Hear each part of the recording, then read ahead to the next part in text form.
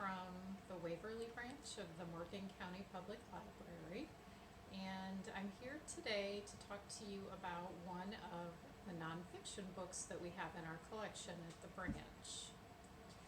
And so when you hear people talk about books, sometimes you hear them talk about the tone or the feel of a book. And so the book that I chose today is a book that grabbed my attention because of the tone of the book.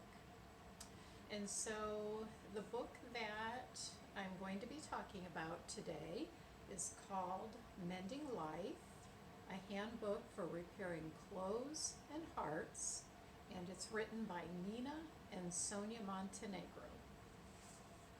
And so this is the cover of the book.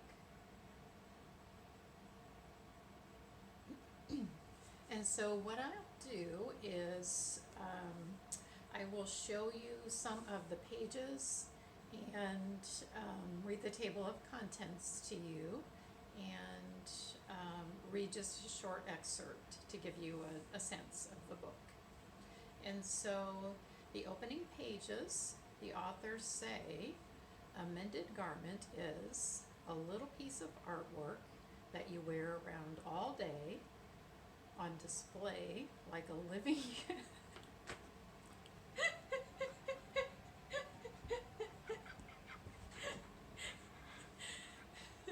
A mended garment is a little piece of artwork that you wear around all day, on display like a living gallery wall, eliciting comments, starting conversations, and opening sentence to a good story.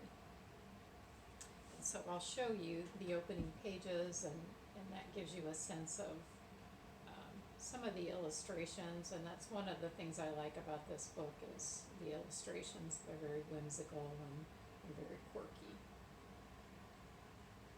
So,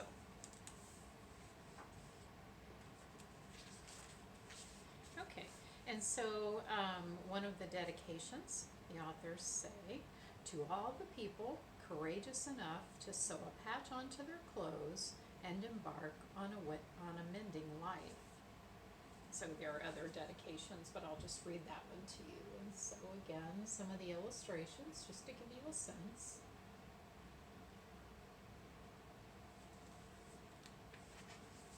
Okay, and so the table of contents, this book contains some introductory information, which I'll read through with you.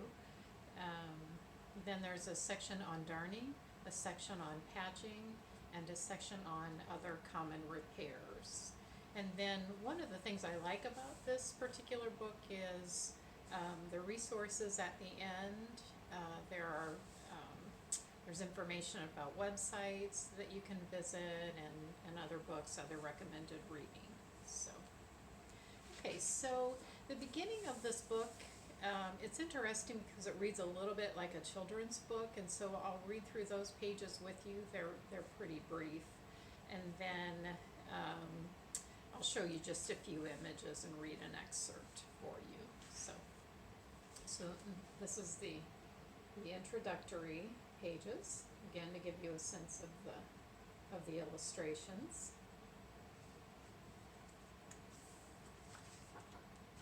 Okay, we all wear clothes.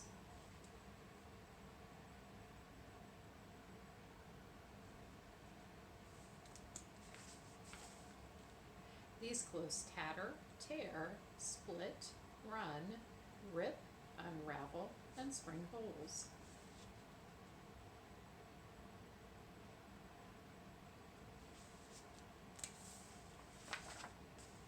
Things fall apart.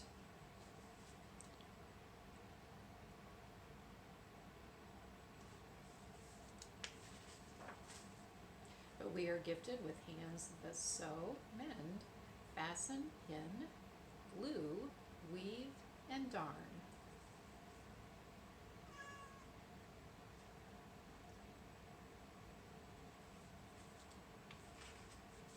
Things come back together.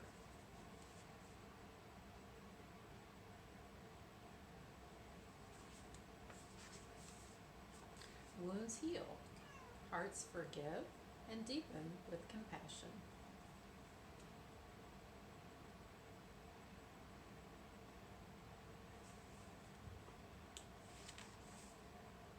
mending is a part of being alive.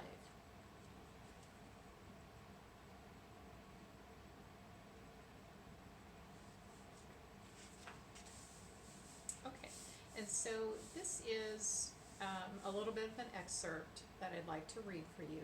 And so the authors pose the question, why mend? And so this gives you a sense of the philosophy of the authors and their books. So I'll read this area to you. This book is an invitation to you, dear reader, to join the rekindling of an age-old practice. Mending was once a necessity. Most people had only a few cherished garments, and to buy something new was expensive. Today, it costs so little to purchase clothing that when a garment springs a hole, it can be casually discarded and replaced. Yet much of the true cost of clothing made abroad is hidden, including environmental destruction and the dangerous conditions garment workers are subjected to. As our eyes open to these harsh realities, our hearts break. We wonder what we can do in the face of such enormous ecological and humanitarian crises. At first glance, mending may seem inconsequential, but not only does it mean buying fewer new clothes, thus slowing down the fast fashion cycle, it also invites us into a new way of being. Mending is a powerful act of restoration, both for our clothes and for our relationship to the world. We mend in gratitude, honoring all that went into making our clothes, the people who labored to bring them into being, and the plants and animals that contributed to their creation. In taking care of that which takes care of us, we are demonstrating a deep understanding of our interconnectedness with every part of this world. When we sit down to mend, we cultivate a mindset that extends beyond clothing. Much like meditation, mending teaches us to embrace imperfection and to practice patience and acceptance with ourselves. Through mending, we become accustomed to seeing our hand in the things we own. We become an active participant in their evolution. Making something whole again is a form of healing, and we humans have a deep desire to heal what is broken.